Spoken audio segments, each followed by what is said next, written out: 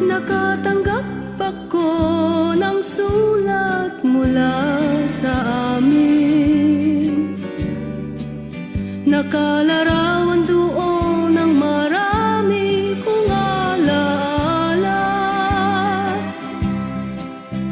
At biglang akong lumuha dahil ako'y sabik na sa lalawigan kong minumutya.